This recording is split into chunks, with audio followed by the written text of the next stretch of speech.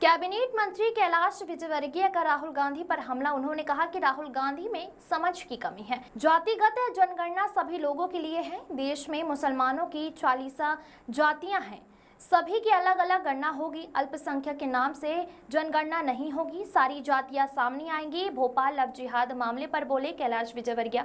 भोपाल में हर दिन एक युवती लव जिहाद का शिकार हो रही है। भोपाल के नेताओं को दी नसीहत। कहा, नेतागिरी के अलावा आसपास की घटनाओं पर भी नजर रखें कि समाज में लव जिहाद का जहर कौन घोल रहा है। पाकिस्तानी सांसद के भड़काऊ बयान पर कहा कि सेना के चीफ युद्ध में यदि जिंदा रहे तो नमाज पढ़ेंगे, कौन किस कब्र में होगा पता नहीं चलेगा। भारत अपनी क्षमता से 24 घंटे के भीतर पाकिस्तान को खत्म कर सकता है।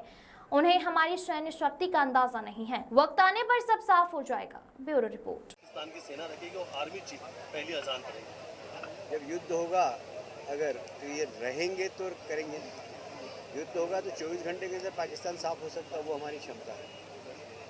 हमारी क्षमता का आकलन अभी पाकिस्तान को नहीं है और इसलिए बड़ी बड़ी बात करते हैं। और इसलिए जो लोग दहाड़ते हैं ना बेकार में, वो कुछ कर नहीं पाते। जो चुप रहते के काम करते हैं ना, वो काम करते हैं। भारत ने कभी नहीं कहा कि हम जाकर लाहौर में झंडा गाड़ेंगे, उन्होंने कभी नहीं कहा। ठीक है, युद्ध होगा जब बताएंगे। अभी भारत की क्षमता के बारे में पता ही नहीं होगा, वो खाली लंबी लंबी बात कर रहे हैं।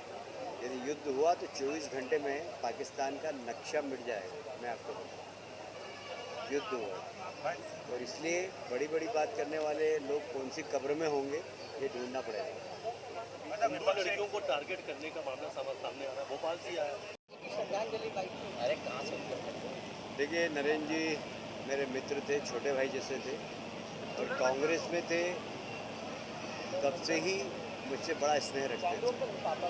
वे हमेशा ही एक बात कहते थे कि मैं भले कांग्रेस पार्टी में हूँ पर नेता तो आप ही हो, और मैं आपको नेता मानता हूँ। जब कांग्रेस में थे तब कहते थे। जब भारतीय जनता पार्टी में आए तो हमारा बहुत हमारी पूरी मीडिया टीम को सक्रिय करने का काम किया। सबसे पहले ट्वीट आता था किसी भी घटना का, चाहे वो कांग्रेस की घटना हो चाहे बीजेपी।